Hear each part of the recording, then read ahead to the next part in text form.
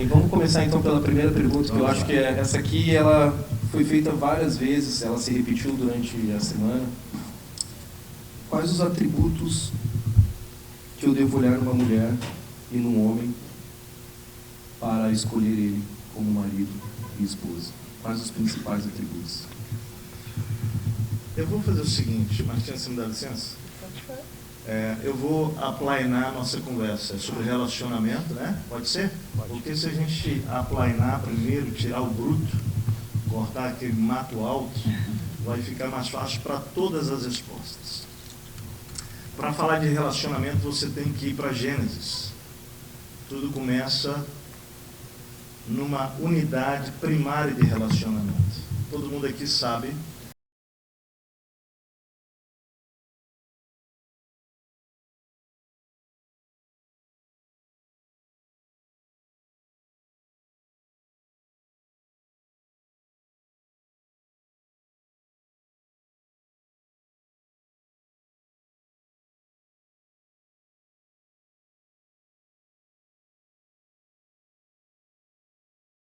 Se você guardar isso e esquecer de tudo que a gente vai falar depois, é possível que você seja salvo de verdade nas decisões relacionais.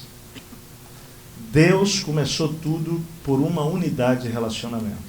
Era ele e o homem. E entenda, homem, ser humano agora, não macho, embora tenha sido macho. Não é mesmo?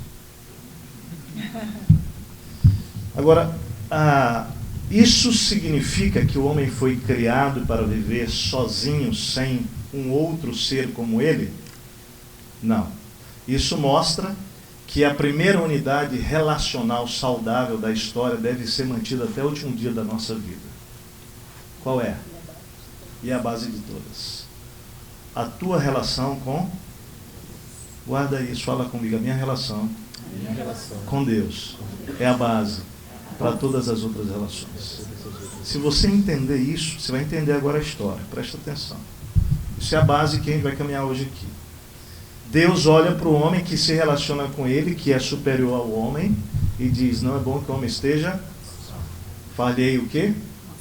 Uma auxiliadora que seja idônea, né? Uma Ezer Kenegdo, uma salva-vidas, que seja ali compatível. Por quê? Porque Deus não é como o homem. Deus é superior. Mas agora ele vai criar um outro para que possa ser o quê?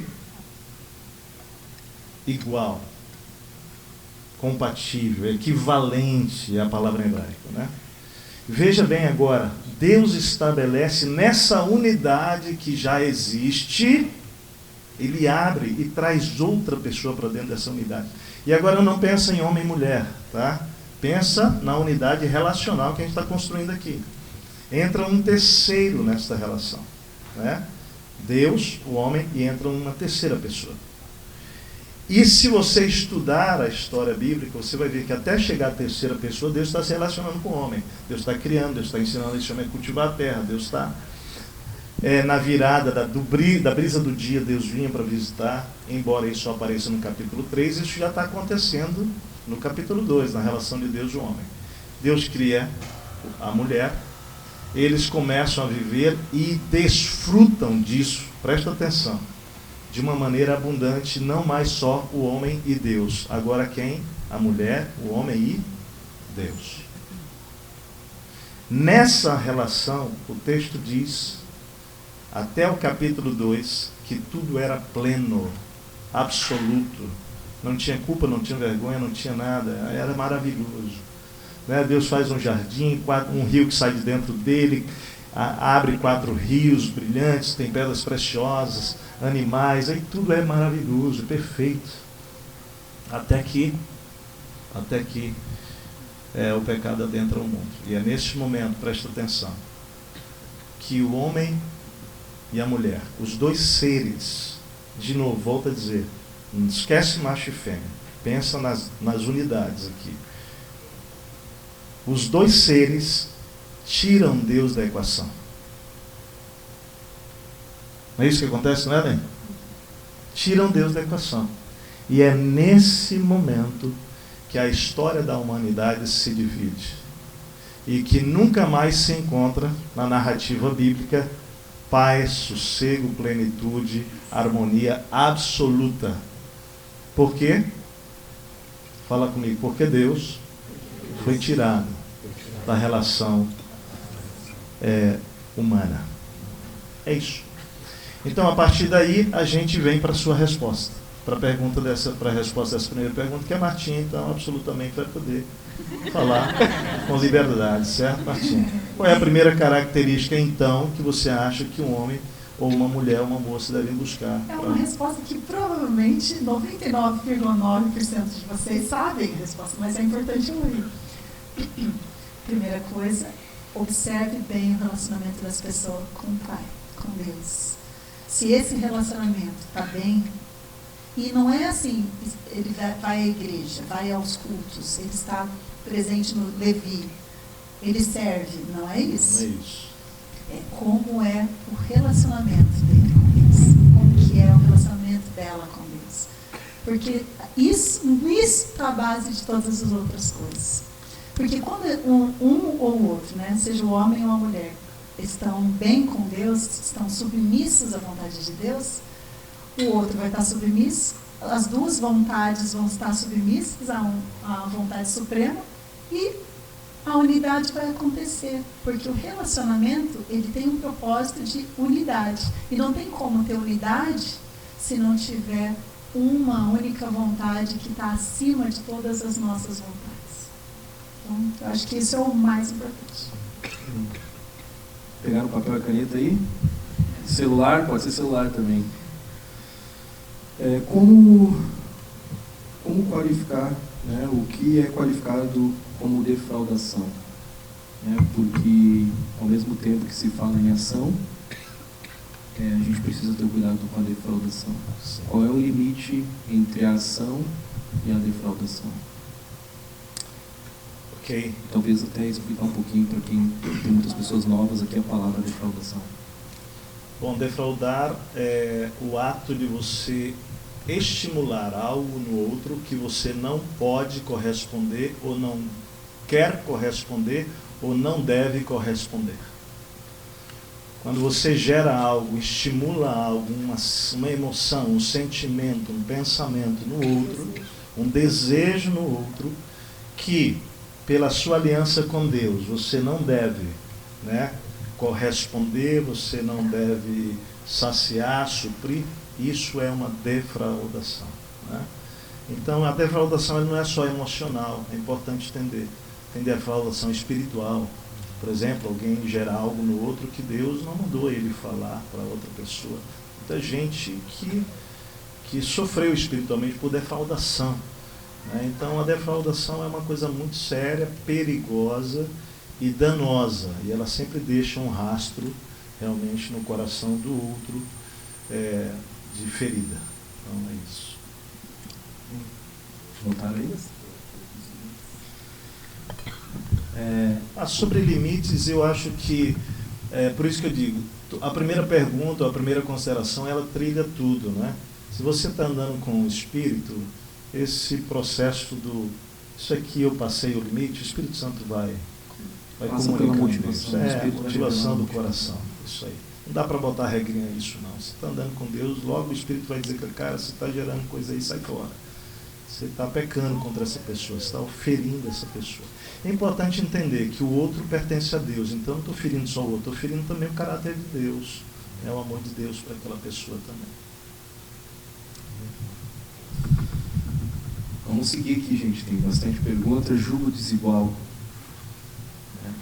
Essa é uma pergunta que caiu por algumas vezes essa semana, e a gente fala muito de julgo desigual, né, com relação a uma pessoa que é cristã e a outra pessoa que não é cristã, mas a pergunta que veio foi, existem outras formas de julgo desigual, por exemplo, com relação à idade, com relação a questões financeiras, com relação a propósito de vida, né? O que seria o julgo desigual além? A gente pode considerar julgo desigual além do ser cristão ou não ser cristão? Nós temos como os seres humanos que somos, nós gostamos de uma lista de regras, né? A gente gosta de uma cartilha para a gente poder... para a gente poder Receitas ser conduzido pela cartilha, né? Então daí eu sei o que pode, o que não pode, o que é, o que não é. Mas Deus não deixa as coisas tão claras assim, nesses aspectos, né? O que é julgo desigual? É exatamente o que a Bíblia fala que é julgo desigual, porque logo no mesmo versículo ele vai dando sinônimos, né?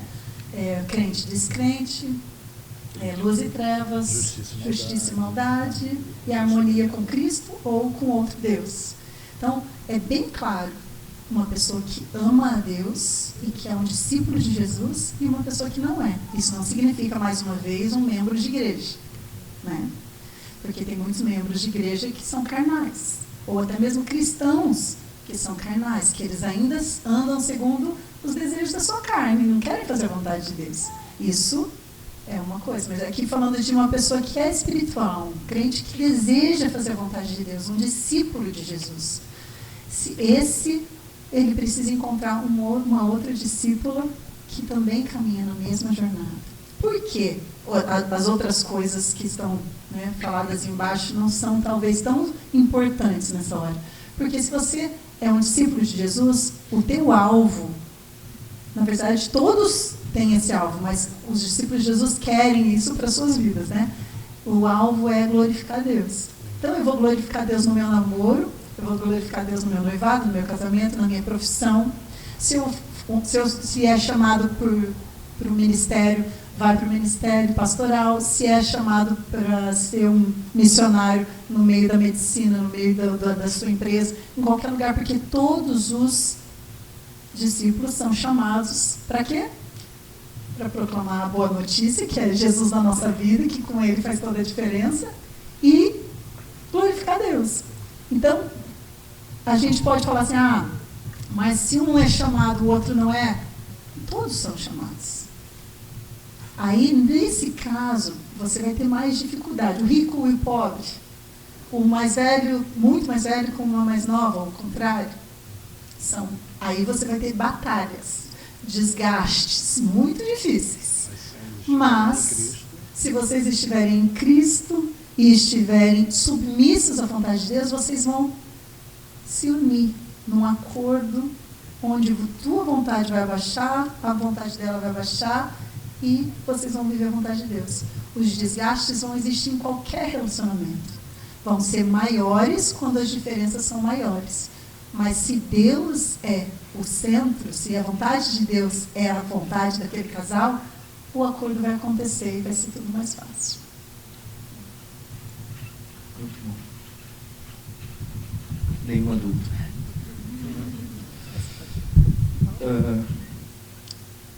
Como lidar com o medo e o receio de entrar em um relacionamento? Vocês tiveram medo? Falar de nós, né? Gente,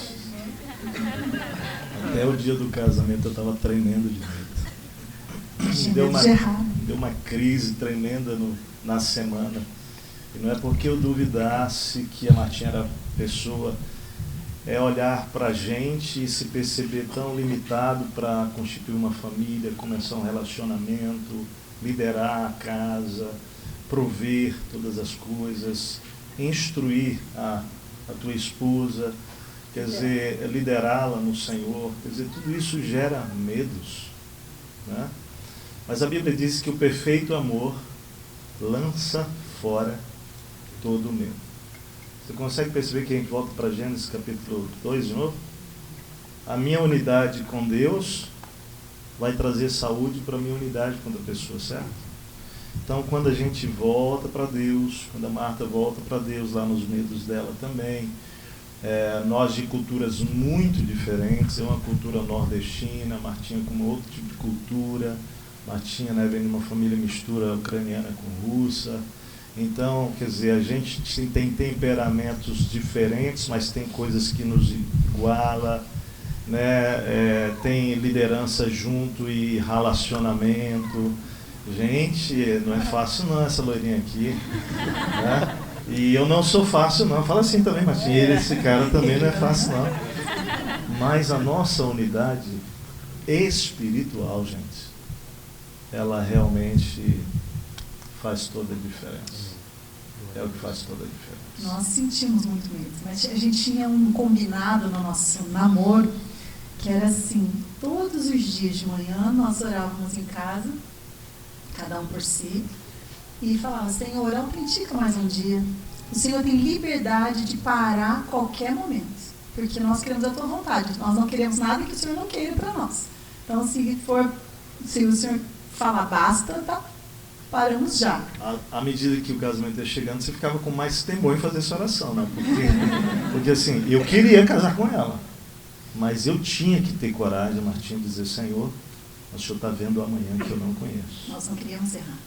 Então a gente orava assim de manhã e à noite, quando a gente se encontrava. E à noite a gente tinha combinado de orarmos juntos, então, agradecendo a Deus, porque mais um dia Ele autenticou e colocar, né, consagrar de novo, mais um próximo dia que ia começar ali naquela noite e até a noite do dia seguinte. Então, isso é algo que a gente viveu, né, isso que a gente fala aqui na igreja, um dia de cada vez.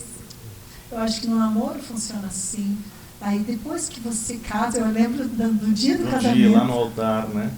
A gente olhando chegou pro um pro outro, assim, naquele momento, assim. High five. Deus autenticou. Assim, não fizemos mas assim. A Mas podia ter sido, né? Agora mas os nossos olhos fizeram, melhor. podia fazer, né? Mas a gente não fez. Não foi A assim. gente não teve essa A liberdade. gente só olhou também. pro outro e ele autenticou. Ele falou, ele autenticou até agora. Agora é para sempre. Porque, gente, esse medo, esse temor, é por entender que é uma aliança única. E não é ruim que seja uma única, não. É que essa única que Deus vai trabalhar em nós dois para revelar Deus e o amor dele. Então é um processo que a gente entrou e não tem diálogo sobre o pensamento sobre vamos divorciar, vamos sair, não. Vamos crescer, porque nesse relacionamento Deus quer ser visto. Exato. Depois que entrou no casamento, aí um dia de cada vez é para restauração, né? Para você pedir perdão, para você corrigir as falhas de caráter, mas é para sempre. Não é para ir embora, né? Não é para ir embora. Vale, é importante dizer, teve um dia que a Martinha achou que era melhor ir embora, sim. Vontade é humana, né? Teve dia que eu achei também que, mas quando a gente submete a nossa vontade... Mas de novo, volta para onde, gente? Volta para onde? Gênesis. E qual é a primeira unidade? Você volta para a presença dele, sabe que você vai ouvir dele. Vai lá e se humilha, pede perdão. Perdoa de novo, restaura. Gente, é maravilhoso. Isso é uma jornada linda. Crescer junto é muito bom. É verdade. Eu casei com 21 anos, né? Então eu posso dizer que eu cresci junto com a Michelle mesmo. Eu casei com 20. 20 e ganhou. E eu 26, nós temos 6 anos de diferença. Na segunda mensagem da série, nós falamos sobre a importância de andar longe dos limites, né? E essa pergunta fala de exatamente a pergunta que é sobre o que fazer quando o casal já ultrapassou os limites, né? São limites saudáveis de um relacionamento. Nós nos arrependemos e gostaríamos de nos aliarmos com a vontade de Deus. Se puder falar dos limites físicos e dos limites emocionais separadamente, por favor. Bom, primeiro, glória a Deus que vocês voltaram. Sempre tem perdão na casa do Pai. Sempre terá. Sempre terá graça, né? Gente, não foi fácil para mim e para Marta nos mantermos em santidade, em pureza sexual. Foi uma decisão, foi uma escolha. Todos os dias eu falava isso para Marta, ela falava isso para mim, que nós queríamos honrar a Deus. De novo, nós fomos estabelecendo limites. E nós criamos para nós. Por quê? Se você ler 1 Coríntios 7, vai dizer lá, essa regra, não toque nisso, naquilo, tal, isso aí não para ninguém. Né? Para ninguém. Por quê? O que para de novo, vamos voltar para Gênesis, né? É o meu temor a Deus. É isso que para. Então nós estabelecemos limites para nós. Primeiro, a gente realmente tomou a decisão de não ficar sozinhos em ambientes privados, só eu e ela, apartamento, quarto, carro, foi uma decisão nossa. Outra situação foi, ela morava sozinha com os irmãos, e os irmãos, então, hora ou outra não estavam, então eu nunca ia lá quando os irmãos não estivessem. Quando os irmãos iam dormir, era muito legal. O Ricardo, que é pastor, né? A gente combinou, ele falava assim... É pastor agora, né? Naquele tempo não, né? Ele era um amigo, ele falava assim, boa noite, gente. Eu já entendi. Era o sinal. Era o sinal assim. Junta tuas trouxinhas aí, Tessi, vai embora. Porque a gente fazia seminário juntos, né? Ele estava 2 anos na minha frente, mas a gente voltava para casa. O meu irmão também fazia. Então, meu irmão voltava de carro, eu ia com o Tessi de carona só para ele ficar um tempo a mais. 10h45, pegava 11 da noite para levar. Então, meu irmão voltava de carro e nós 2 de ônibus, só para ter mais um tempinho de namoro. Aí ele ficava 15 minutos, às vezes, meia hora. Só lá. aquele ônibus lá e voltou. Era meia hora de ônibus? Era meia hora, 40 minutos. Depois ele voltava sozinho. E quinta-feira de manhã era o dia que a gente se encontrava para ter um tempo para fortalecer o relacionamento. Nós 2 trabalhávamos, então quinta a gente se encontrava no parque. A gente trabalhava a partir do meio-dia. Sim. E aí a gente quinta, nós tínhamos estudo, tínhamos trabalho, então nós tínhamos que focar bem. Eu acho que essa é uma coisa importante. Quanto mais tempo você investir no seu relacionamento emocional, amizade, menos tentar ação vocês vão se colocar, né? Então a gente está bem focado nessa fase que vocês estão aí, que é estudo, que é trabalho, que é a conquista da sua independência, a capacidade de poder criar uma família, né? Então a gente estava focado nisso, mas na quinta de manhã a gente se unia no parque. Eu saía 5h15 da madrugada, pegava um ônibus, chegava 5h45, nesse frio assim ou no calor, encontrava no apartamento. Ela estava lá eu levava o violão, uma mochila, a Bíblia, ela levava o lanchinho, uma coisa para botar lá no parque. A gente pegava o ônibus 6h15, eu acho 6 horas, chegava no parque 6h40, 6h30, e a gente botava lá. No lugar tinha a pista de corrida, né, a galera passando, mas um limite daquela casa lá, pessoal passando, para a gente poder ficar exposto, público, não poder ser tentado ou ceder às tentações, né, publicamente, mas também tinha a nossa privacidade, para a gente poder conversar. E a gente foi se cuidando durante esse ano e 8 meses. Foi fácil? Não. Eu chegava perto da Martinha e incendiava, pegava fogo, né? Mas a gente tinha feito uma aliança com Deus, a gente queria chegar ao dia do casamento, olhar um para o outro e poder dizer: Deus nos manteve puros, né, para a sua glória. E como o Tércio tinha vivido alguns namoros impuros antes de mim, então eu tinha uma maior facilidade de dizer não. Então eu ajudava mais nesse processo, então eu tinha uma responsabilidade também. Foi muito importante isso para mim, muito importante, porque como eu tinha vivido uma fase muito moral da minha vida, é como uma criança que nunca experimentou um doce, de repente experimentou uma vez, 2 vezes. Eu nunca tinha tido o ato da relação sexual completa, isso nunca tinha acontecido na minha vida. Às vezes vocês me ouvem falar de tanta moralidade, mas é importante entender, moralidade não é só o ato sexual completo. Eu fiz muitas outras coisas que foram imorais e que eu feri a mim, a Deus e a outras meninas. Tive que fazer reparações disso na minha vida. E fiz esse caminho de volta. Mas isso fazia com que eu me sentisse muito mais tentado do que a Martinha, que não tinha tido esse tipo de relacionamento, graças a Deus. Então ela me ajudou muito, ela foi uma pessoa muito importante na minha santidade, no meu processo de santificação. E eu agradeço muito ao Senhor por isso. E uma coisa importante de você entender é que sempre tem uma nova chance. Só que é muito mais difícil quando a experiência já aconteceu entre vocês. Então, caminha com alguém, um casal, chama um casal para perto, fala: nos ajuda, nós queremos fazer, como que a gente pode fazer, né? Como a gente pode ficar mais longe, o que a gente tem que prevenir. Então, tudo, conversas claras, né? Fala: olha, a minha dificuldade é essa, a dificuldade dela é essa. Então, a gente quer viver um tempo de santidade, a gente quer planejar o casamento que vai ser tal dia, também não fica lá, não, daqui 3 anos, não, daí não dá, né?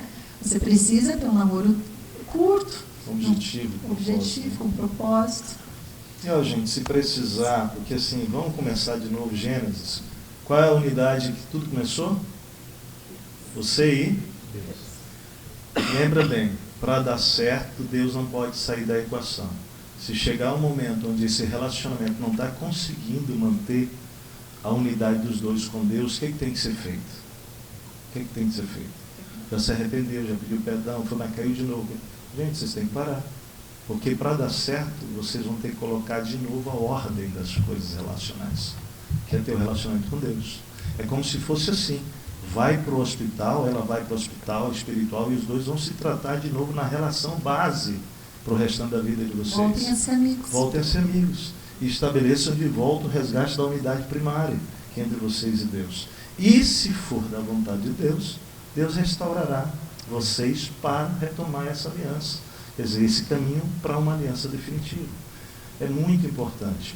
Se você olha de novo para Gênesis, veja bem, quando eles tiram Deus da equação, vivem sozinhos, vem culpa, vergonha, e no capítulo 2, o que acontece? Melhor, 4, já vem assassinato, já vem uma série de problemas decorrentes de Deus sair da equação. Então, é muito importante entender que a base relacional é você e Deus.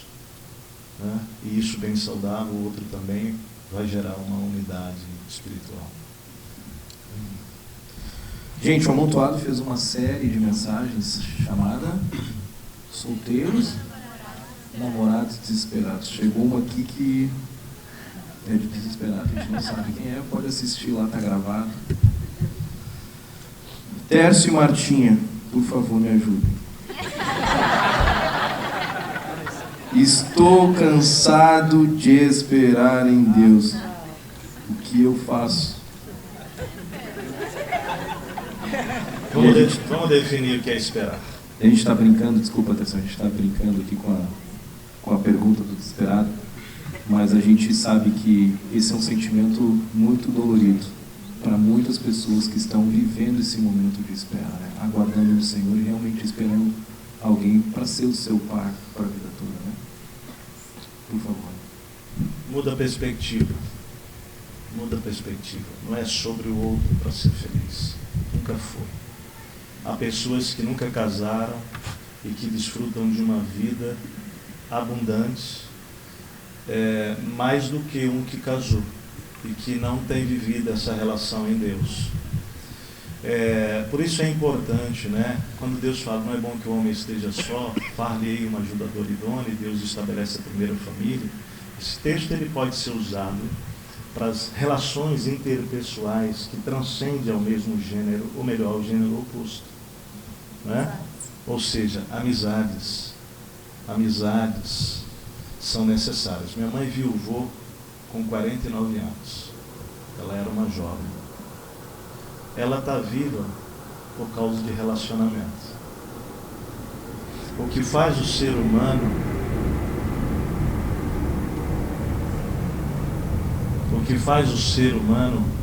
não só sobreviver, mas viver a vida abundância, não é um casamento. Isso é um engodo, isso é um sofismo. A razão pela qual você vai conhecer pessoas infelizes casadas. O que faz, presta atenção, com que a vida seja abundante, são as dimensões relacionais, elas serem baseadas nessa relação divina. Veja bem, eu tenho amigos profundos, homens, profundos, que porque eles têm uma unidade com Deus profunda, e eu vou dizer para vocês assim, ó, se me colocassem numa ilha deserta com esses caras, eu iria viver muito bem com eles. Eu vou explicar isso para vocês, presta atenção. A relação homem e mulher traz só uma coisa mais do que a relação da amizade. Vamos então para ela? A relação homem e mulher traz o que de diferente da relação de um homem com homem e uma mulher com uma mulher? Uma relação de amizade. O que traz a mais? Fala aí, gente, pode falar na boa. O que é? É o sexo. É o sexo. Essa é a dimensão. Essa é a dimensão a mais de um relacionamento. É por isso que amizades podem ser tão profundas que por vezes impedem o casamento de aprofundar. mesmo tendo sexo. Olha só que coisa interessante. Por quê? Deixa eu explicar isso. Espero que você esteja entendendo. Porque a unidade espiritual entre os dois amigos é tão profunda, entre os dois amigos, imaginei o meu amigo, tão profunda, mais do que a minha unidade espiritual com ela. Mais do que a amizade com a esposa. Mais do que a amizade espiritual com Deus, com ela, que isso diminui a minha amizade emocional com ela e aumenta até com o meu amigo e irmão do coração. Olha que coisa forte isso. Deixa eu explicar isso de uma maneira mais simples. A necessidade emocional da mulher, ela é a afeição, é o afeto, é o carinho, é o cuidado, é o coração repartido, a parte emocional. É abrir o coração. É a sintonia interior da alma, emocional. A necessidade básica do homem qual é? É a física, é mais a sexual. Agora olha só que profundo. É difícil no relacionamento, é o que Deus sonha. O que Deus sonha é a unidade do homem com a mulher emocional e da mulher com o homem física. Fala comigo, física. Então, olha só, as mulheres facilmente se entregam para a relação emocional, certo? E chamam o homem para dentro dessa relação, mas que homem? É cara difícil entrar, abrir coração, entrar no profundo da alma. Esse homem parece que fica... Porque o homem, ele não tem essa naturalidade. Deus criou a mulher para trazer o homem para dentro dessa profundidade emocional. A mulher, por outro lado, ela não tem essa necessidade fisiológica em relação ao sexo como o homem tem. Então ela vai viver seu sexo com muita naturalidade. Agora o homem tem que trazer essa mulher para essa intimidade física porque ele tem essa necessidade. Então, agora veja bem, como é que um casal pode viver essas dimensões aprofundando as duas? Quando os dois têm uma unidade, o quê? Fala espiritual comigo. Espiritual. A unidade espiritual minha e da Martinha, presta bem atenção. A nossa unidade espiritual nos entregou uma profundidade, unidade emocional. Eu me entreguei para uma profundidade emocional e a Marta para uma intimidade sexual. Isso é tão profundo, tão profundo. Você que então está vivendo esse dilema da espera, a palavra espera, ela indica, ela é usada para alguém que está tecendo cordas, né? Um tecelão de cordas. Tecelão de cordas, a ação do tecelão de corda é chamado de esperar. Então, quando a Bíblia diz, mas os que esperam no Senhor renovarão as suas forças, esse versículo, por exemplo, usando a imaginação do tecelão de cordas, é o seguinte: o tecelão de corda pega fios fracos e enrola no fio forte. Tá? Esse é o trabalho do tecelão. Tem um fio forte, ele pega os fios fracos e vai tecendo, tecendo. Sabe o que é essa ação? Esperar, esperar, esperar, esperar, esperar. Olha que movimento profundo. O que esse texto está dizendo é que a espera é a ação sua de se enrolar em Deus até que, se for da vontade dele, ele dê a você uma outra pessoa. Então, se você entende isso e você busca o afeto em Deus, a relação com Deus e emocional com amigos, amigas, vai ser mais fácil de você esperar o homem ou a mulher segundo o coração de Deus. Sobre as mulheres, né? Principalmente, eu acho que a mulher tem uma dor muito forte nessa questão da espera, porque a mulher, ela é muito coração, né?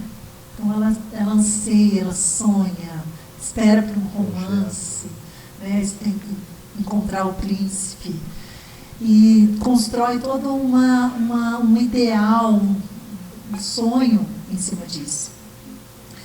Então, eu acho que essas expectativas, elas são perigosas, né, para uma mulher. Mesmo se você encontrar um homem de Deus, porque essas expectativas vão ser frustradas, vão cair tudo assim, ó. Eu lembro que quando eu conheci o Tércio, quando eu conheci, já teve algumas quebras de expectativa. Mas quando a gente se conheceu mesmo como marido e mulher, aí caiu tudo. Eu fiquei assim arrasada. nos primeiros meses de casado, assim. Por quê? Porque é importantíssimo ouvir isso. Eram expectativas irreais. Eu queria casar com uma pessoa que só pensasse em mim. Não existe vontade do outro, não existe sonho do outro, experiência do outro, não. Então, foi muito difícil para mim lidar com as minhas expectativas. E as minhas maiores frustrações do casamento foram por causa das minhas expectativas. Não foi por culpa dele, foi por causa de mim. E aí é importante diferenciar expectativas dela não realizadas de promessas minhas feitas e não cumpridas. São coisas diferentes. Às vezes a gente lida com expectativa que a gente cria como se fossem promessas que a gente recebeu do outro e não fez, né? Então ela está falando de expectativa mesmo, né? Porque promessas eu fiz algumas que eu não cumpri. Ela fez algumas e a gente teve que lidar com isso. É processo, né? E o compromisso diante de Deus era de buscar nele cumprir o que eu me comprometi com Deus e a Marta também, né? Então, eu acho que essa palavra é uma palavra muito importante na vida de um homem e de uma mulher, mas eu vou falar mais especialmente para mulheres, né? Expectativa. O que é expectativa? É a mesma palavra, se ela for usada para o bem, para o mal, ou para Deus. Só que na tradução do grego para o português, é usada, quando se fala para Deus, esperança. Por quê? Uma expectativa se tornou uma esperança. Porque em Deus não tem frustração. A expectativa Deus não decepciona os que esperam nele. Salmo 25:3. Nunca. Mas as expectativas são perigosas. Só que quando você é solteira e está esperando e fala, mas eu estou esperando há muito tempo, coloca suas expectativas em Deus. Porque essa esperança em Deus vai te dar paz para esperar a vontade dele, no tempo dele, na hora dele, do jeito dele. Tem um livro que quando eu vi o livro, eu confesso que eu falei, não tem nada a ver comigo agora, nesse momento, mas eu amo tanto a autora do livro, que eu falei, mas eu vou ler. Que é um livro,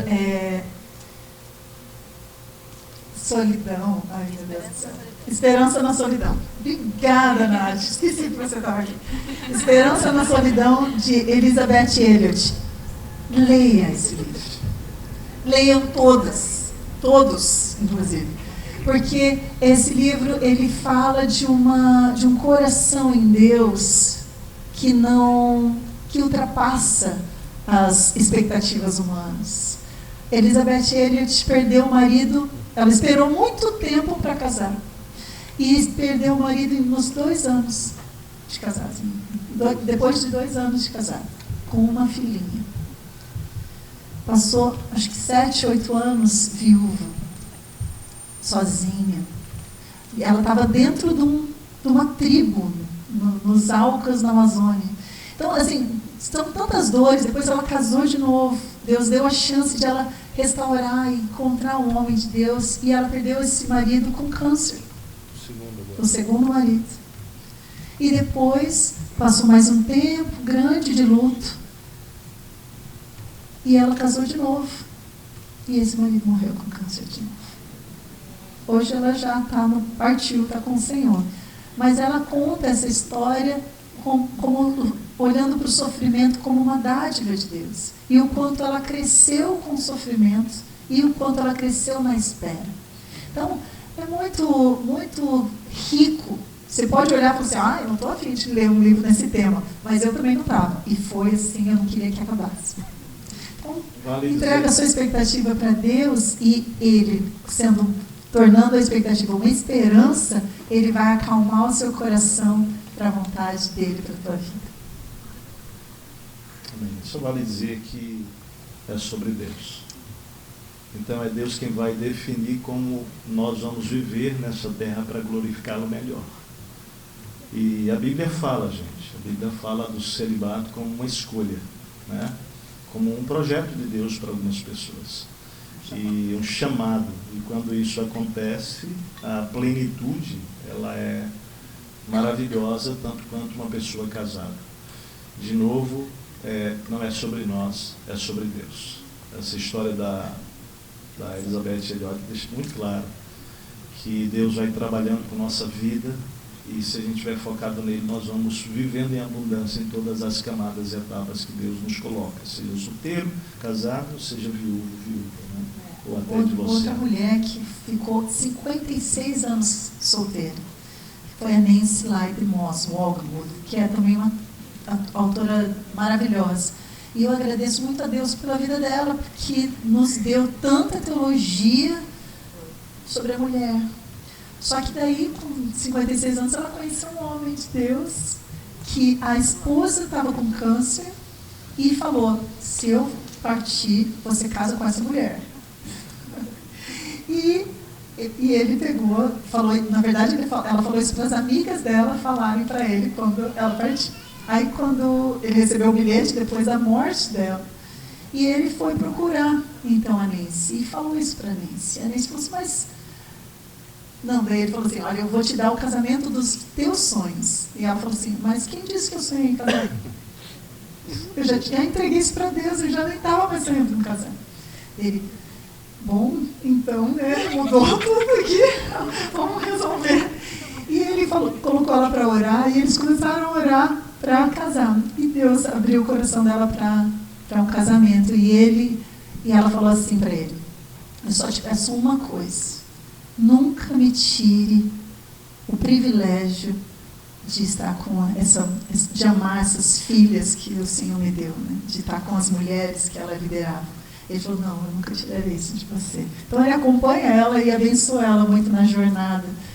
E ela acompanha ele em toda a jornada dele também. Mas depois de 56 anos. Então é uma história. São histórias, né, que enriquecem a nossa... Para a gente não pensar que todo mundo é igual e que existe um ideal. Não existe um ideal. Amém. Não existe um padrão, né? Existem pessoas, indivíduos, cada um com a sua individualidade. E Deus tem um projeto pessoal para cada um de nós, né? Glória a Deus por isso.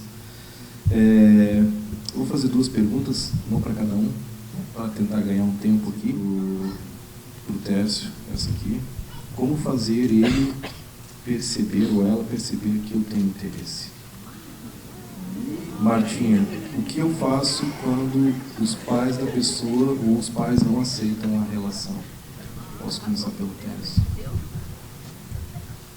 Bom, dá em cima de uma vez logo, né? Calma. Não esperava isso que passou, Tércio. Bom, vamos lá. Se for homem, vou agora comunicar para homem e mulher. Se for homem, primeiro, né, se mova mesmo na direção da pessoa, mas se mova buscando construir um relacionamento primeiro e sincero e intencional de amizade para conhecer essa pessoa minimamente, né? Minimamente é importante. Eu acho que esse é o primeiro ponto. Se você, moça, está interessada, se aproxime sim com discrição, né? Discrição. Vou expor aqui, vou expor nossa filha lá e o Fabrício agora. A gente não sabe se eles vão casar, mas Deus tem um plano para o Fabrício, para a Laila, e o Fabrício, quando ele conheceu a Laila e ele começou a se interessar, eu tenho olhos de águia. Eu logo vi. E nós começamos a comentar em casa: o Fabrício está se aproximando da Laila, você está percebendo? Porque isso é o que um homem faz. Gente, presta atenção. O homem ele foi criado para caçar. Na verdade, ele é um caçador. Deus deu para ele. E quando se trata da esposa da mulher, deixa eu falar para todos os meninos, jovens e homens aqui: você é um caçador, só tem que saber fazer isso de maneira espiritual. Mas por que eu estou falando isso para os homens? Porque hoje a gente está vendo muitas meninas tomarem iniciativa porque os meninos não estão tomando. E é o que Deus espera de nós. Coragem. É questão de formação da sua liderança, isso. Agora veja bem, quando o Fabrício começou, a gente começou a orar sobre isso já em casa. Opa, está acontecendo alguma coisa, está acontecendo alguma coisa. E o Fabrício fez uma coisa importante. Ele me chamou para uma conversa, como pai. Eu não posso encher a bola do Fabrício aqui, não. Mas deixa eu dizer uma coisa importante para os rapazes aqui. Você precisa lembrar que a moça que está do outro lado, ela tem pai, mãe, ou no mínimo alguém que ama e que zela por ele, por ela.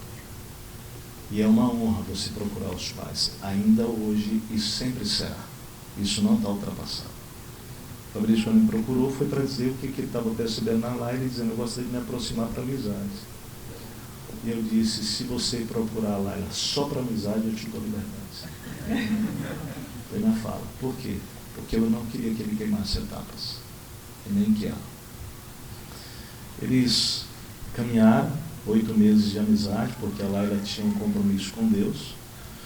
E com o tempo, Ela tinha feito um compromisso com Deus antes de voltar para o Brasil, né? Lá onde ela estava, no Havaí. E ela disse isso para nós sabíamos o compromisso dela com Deus, que era aprofundar o relacionamento dela com a unidade espiritual. Não um namoro, ela queria. Mas com essa amizade a gente começou a perceber o coração dela.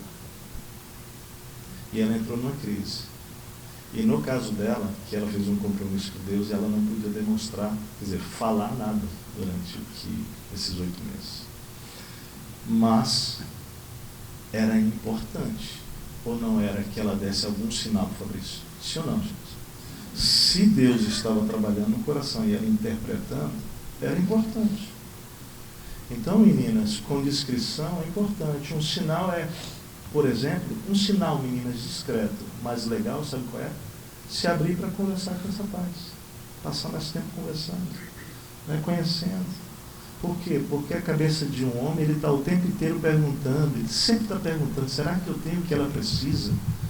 E quando você se abre, moça, para conversar, você está dizendo para ele: eu quero conhecer se há em você coisas que realmente Deus me mostra que eu preciso, né? Esse processo do que fazer é importante. Agora veja bem, tudo isso volta lá para o primeiro Gênesis, né? Sempre focados que vocês não podem tirar quem da unidade, da amizade agora, Deus. Construir isso. E isso vai sinalizando, gente. E essa amizade vai sinalizando. Até o ponto que vai chegar no momento que os dois entendem de Deus uma direção para começar. Nós fizemos uma pergunta para a Laila e para o Fabrício, antes deles começarem. Quero fazer essa pergunta, quer dizer, deixar essa pergunta para vocês todos. Você olha para ela como a pessoa que pode se tornar sua esposa, porque a gente não sabe se vai dar certo, certo? Não existe namoro, a gente sabe, vocês já ouviram isso aqui do Vitor, da Marina, na Bíblia, mas hoje o tempo moderno permite a você esse tempo de se conhecer dessa maneira. Então, você olha para Laila, Laila olha para o Fabrício como alguém que pode se tornar o marido, a esposa. Se a pergunta foi não olho hoje, então nem começa o namoro, nem começa. Agora, se você visualiza isso, então comece a andar passos, considerando que esse tempo vocês não estão casados, viu, Fabrício? Vocês não estão noivos, viu, Fabrício? Vocês estão se conhecendo e buscando dia a dia a o quê? Confirmação, fala. A confirmação. Eles podem chegar ao altar, mas Deus pode chegar uma hora e dizer: não, para aqui, e acabou. Mas eles começaram focados lá. Amém? Fabrício, eu tirei de uma pergunta aqui, Tess, conta como foi a história do Fabrício. Eu não botei, mano. Bom, se você perguntou como foi a história do Fabrício, Tess já falou um pouquinho aqui. Mas eu acho que pegando um pouquinho, depois do que a Martinha pode falar dos pais, mas o Tess também já dá uma pincelada sobre avançar no relacionamento sem a bênção dos pais, né? Assim, a gente teve já algumas experiências de jovens que abriram o coração para o outro, onde tiveram toques físicos, né, de pegar na mão e ter um momento sem nem ter conversado ainda entre eles, e principalmente, né, sem ter a bênção dos pais, né, porque aquela menina, aquele menino, eles têm uma autoridade espiritual sobre a vida deles, que são os pais, né. Então acho que tu já respondeu um pouquinho. Mas aqui fala sobre: estou interessado em uma mulher de Deus, mas nosso contato é muito pouco, visto que temos poucos amigos em comuns, células diferentes. Como eu procedo? Tento chegar de fininho? Ou parto para um café? É bom a Perspectiva da Martinha. Bom, ficou bem claro que é um homem para uma mulher, né? Daí dá pra ficar Estou mais interessado fácil em uma falar. mulher de Deus, é isso aí. Não fica. Não. Bom. A melhor coisa, eu acho que toda mulher deseja um homem corajoso. Então, vai e Repete a fala. frase, Martim, repete essa frase. Toda mulher deseja um homem corajoso. Por mais que a mulher, inclusive, seja líder e tal, ela deseja um homem que seja líder dela. Você sabe o que a mãe da Martinha falou para Martinha? Quando eu vi o Tércio, eu até vou inchar o peito dela. Ela falou assim: tinha que ser alguém mais forte do que você, Martinha. Senão Porque eu senão mandava, você ia controlar. né? Conhecia bem a Martinha. Mas estou falando assim, essa coragem é porque Deus vai dar uma graça para você liderar, não na força do braço, na sabedoria de Deus. Mas isso é importante, você já perceber isso que a Martinha está dizendo. A mulher tem, a moça, né? Vou pegar moças. Todas elas têm uma expectativa de ser cortejada, de ser conquistada. E assim, não tenha medo até de passar vergonha. Porque assim, tem algumas mulheres que, infelizmente, no nosso mundo hoje, é estimulado a mulher envergonhar um homem. Isso é muito triste. Né? Piadas, diminuição, uma menina diminui o homem, dá fora, um menino faz uma cantada que seja com interesse genuíno, verdade. O que ele fala, então? Como é que é o tema aí, galera? Como é que é o tema? É isso mesmo? Tá certo ainda? Ainda flui Chaveco? Não. Chaveco é velho, né? Vai na cantada, Martinha, ficou melhor. Bom, mas e a menina já dá um corte, como se isso fosse crescer ela, ou aumentar. Nossa, olha só como eu sou, né? Mas isso é feio, né? Isso diminui um homem e atrapalha ele na formação da sua própria masculinidade. Porque um homem ninguém quer ser rejeitado. Um jovem não vai querer ser rejeitado. Então, para as meninas, se um menino manifestar um desejo de namorar com você ou de se aproximar de você, considere isso uma honra, independente de ele ser ou não ser o homem da tua vida. Não humilhe, né? Fala assim: puxa vida, eu me sinto feliz. Você me deixa, me faz sentir assim, que eu estou sendo olhada, observada, cortejada por alguém. Hoje eu não sinto nada no meu coração, mas, né? E você pode dizer. Agora, homens, tenham coragem. Sejam diretos. Falam como se vocês fossem caçadores. Porque esse sentimento dá muita alegria para uma mulher. E talvez ela não sinta nada por você, mas a tua postura pode despertar algo importante na vida dela. Tá bom? Fala Deus, coragem, homens de coragem.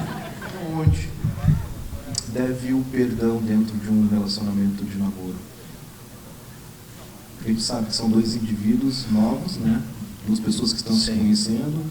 Certamente vão ter ali momentos onde um vai pisar na bola com o outro, estão se conhecendo, mas a gente sabe que tem coisas mais graves que podem acontecer dentro de um relacionamento, como, por exemplo, a traição, outras coisas, né? Pornografia. Até que momento se deve perdoar? Sim. Vou botar um ponto final. Sim. Perdoar deve ser sempre. Pronto, é absoluto.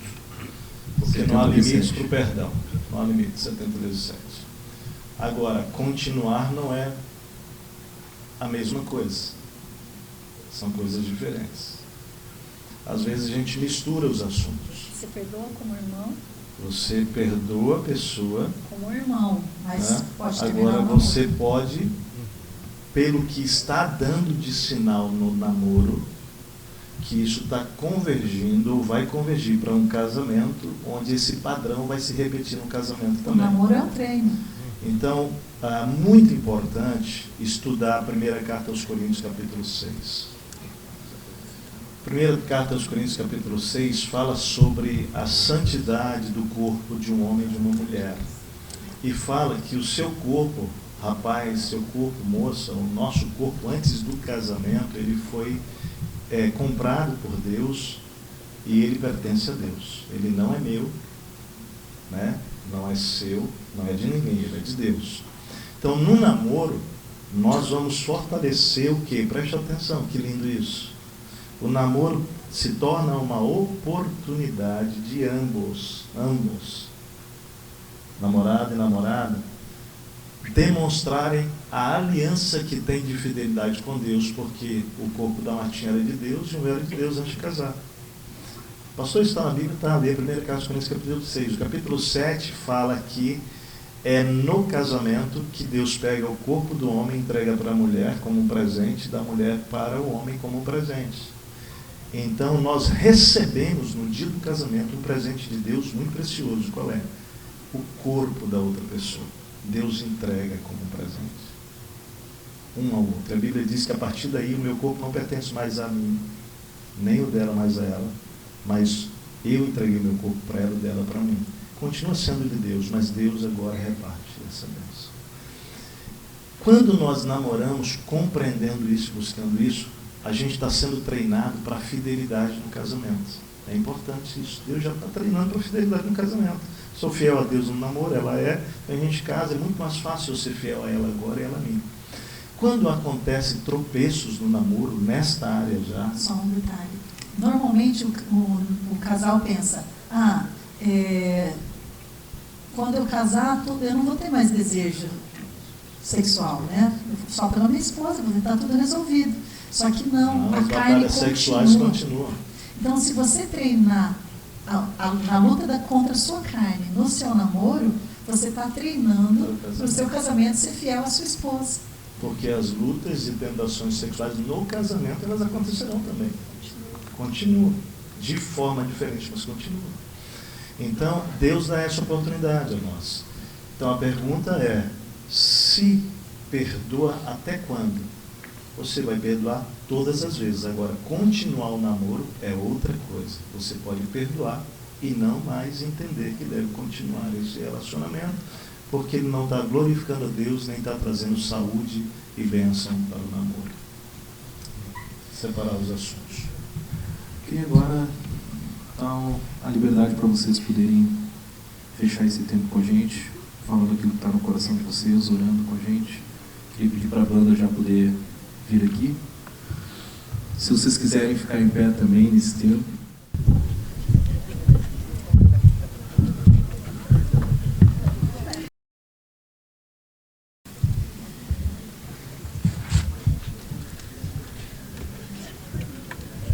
O coração de vocês é algo muito importante, né?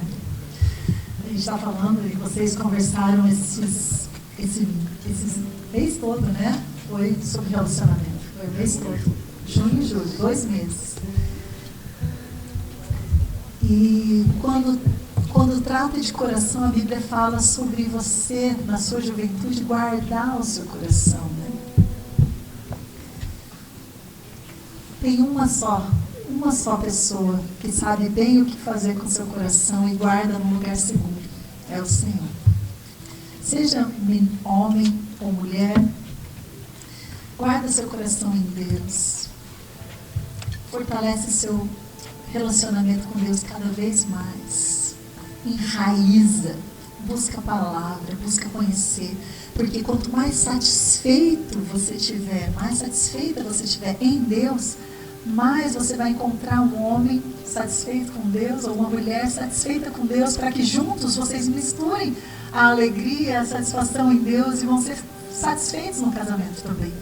Porque uma pessoa que não é satisfeita em Deus, solteira, ela não vai ser satisfeita em Deus casada. Então, uma solteirice infeliz é um casamento infeliz. Uma solteirice feliz, satisfeita em Deus, é um casamento satisfeito em Deus. Você pode treinar a alegria, né, e a satisfação em Deus já hoje, na sua solteirice, no seu namoro, para que daqui a um tempo você possa desfrutar de um casamento com o Senhor em alegria. Mais uma coisa que eu gostaria de deixar com vocês é que a amizade é um presente de Deus. E quando você tem amigos, você deve se considerar abençoado. E se teu amigo, se tua amiga é a sua namorada, isso é um presente maior ainda. E se ela se tornar sua esposa, glória a Deus. Porque na jornada de um relacionamento, de um casal, começa com uma amizade profunda e termina com uma amizade profunda. Um casal, ele, no meio da jornada do casamento, o sexo vai embora. Perde. O que dois velhinhos vão fazer quando estão juntos de mão dada? Eles não estão mais preocupados com o sexo, eles já nem têm mais vontade.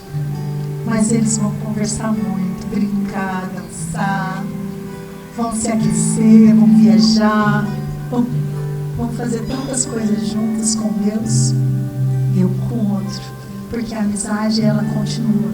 Então, sejam e invistam, né? Sejam amigos e invistam na amizade, no seu relacionamento hoje, porque você nunca vai perder, você vai ganhar um amigo. E se não for namorado, não for marido, você vai continuar com um amigo, tá bom? Deus abençoe. Eu não sei muito bem como expressar isso, mas eu vou dizer assim. No meu relacionamento com a Marta, são 25 anos de casados. Essa era uma coisa que eu me assustava, de verdade. Naquela semana do casamento, eu pensei assim: Deus, como é que vai ser daqui a um ano? Como é que vai ser daqui a 5 anos? Será que o que eu sinto vai crescer? Será que eu vou enjoar dela? 25 anos se passaram. Eu quero realmente dizer isso para vocês.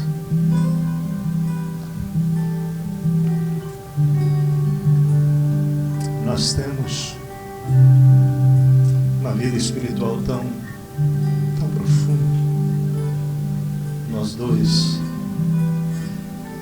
entendemos que sem Deus nós já teríamos estragado o nosso relacionamento. Você tem que sair daqui, jovem, hoje entendendo isso.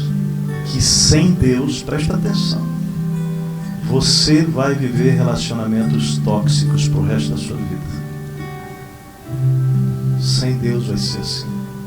Olhe para a história bíblica e você vai entender que todas as vezes que Deus saiu da equação da vida de alguém, essa pessoa fez estrago com o outro, fez estrago consigo mesmo. Quando eu tirei Deus da equação da minha vida, na minha adolescência, digo isso com dor.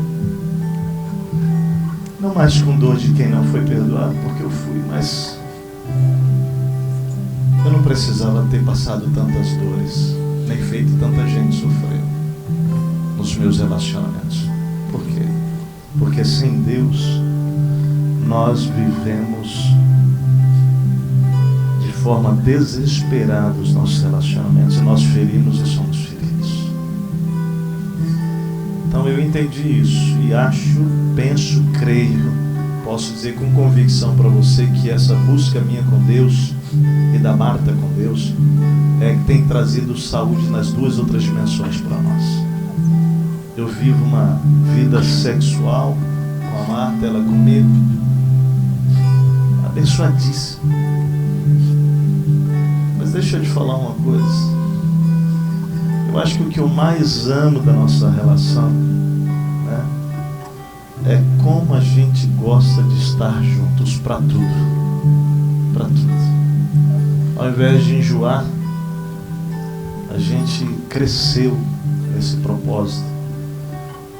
E Com 25 anos eu continuo querendo pegar essa mulher e levar para uma ilha deserta para fazer amor com ela. Glória a Deus. Não, e fiz, né? E fiz. E foi uma benção, no meio de tubarões e tudo mais. Calma, gente. Presta atenção, gente. Presta atenção. Queria que vocês entendessem uma coisa. A história do mundo tem sido mudada. Presta atenção. Para o bem ou para o mal. Por meio de jovens. Olha para o feminismo. Se não foram jovens que se levantaram. Olha para a geração rock and roll, sexo e droga e rock and roll. Se não foram jovens que se levantaram. Presta atenção. A história da humanidade tem mudado por meio de jovens. Mas biblicamente também você tem jovens que mudaram a história. Você tem um José. Você tem um Daniel. Você sabe o que Jesus fez? Ele não decidiu escolher e separar e chamar para uma revolução homens maduros, nem mulheres maduras. Ele chamou jovens. O que eu creio, sabe o que é? Hoje com 51 anos, mas essas decisões foram feitas aos 19 anos, que nós vamos precisar decidir de que lado da história nós vamos estar. Da história que destrói, de jovens que destroem a história, ou de jovens que recomeçam a história e que trazem luz à história no meio do caos. Você vai ter que fazer essa escolha.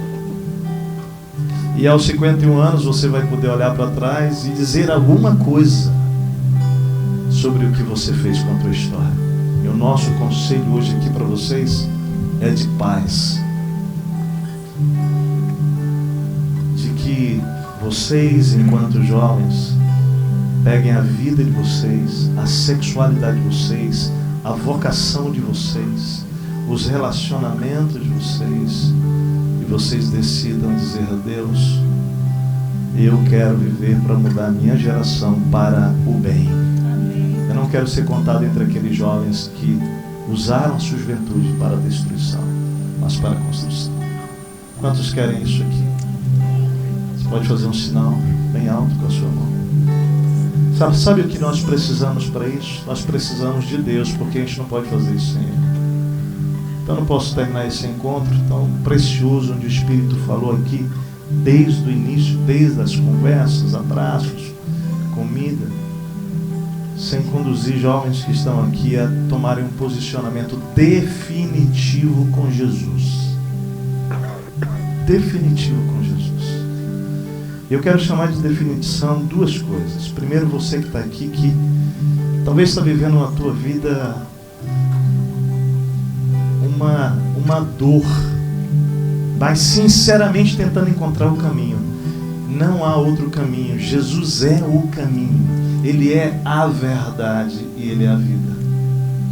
E hoje você que está aqui, que ainda não tem Jesus, Deus está te convidando para dizer: vem para mim, porque eu vou te colocar realmente nessa jornada, e você vai ser um jovem que vai mudar a história do bem. Mas há outros jovens aqui que já tomaram a decisão com Jesus, e que talvez como eu, no meio do caminho, os prazeres do mundo foram tomando o teu coração. E hoje definitivamente é você dizer: Senhor, eu quero alinhar minha vida contigo. Eu não quero mais alinhar com os meus prazeres, contigo. Quero restabelecer o principal relacionamento, a unidade de relacionamento que é contigo, para que eu possa fluir nos meus relacionamentos no nível de abençoar. Abençoar. Feche os teus olhos. Eu quero orar. Se você é um desses jovens a quem eu acabei de descrever agora, faz essa oração agora, faz com fé no seu coração. Seja resoluto. Nós estamos agora diante de uma batalha espiritual e Deus quer que você hoje rompa definitivamente. Diga isso. Eu quero que você declare isso em alta voz para todo principado e tempestades, ou é potestades espirituais, demônios ouvirem a tua resolução. Mas faça isso para Deus, não faça para o homem. Esquece quem está aqui do lado. Faça essa oração agora com uma declaração de fé, uma declaração profética hoje. Diga: Senhor Deus, eu quero ser um jovem aliançado nessa unidade relacional entre eu e você, Deus. Hoje eu te convido, Jesus, para ser o Senhor e Salvador da minha vida, para mudar o meu destino. Talvez você que esteja afastado, você vai dizer assim: Deus, hoje eu volto para ti. Diga isso. Eu volto para o Senhor.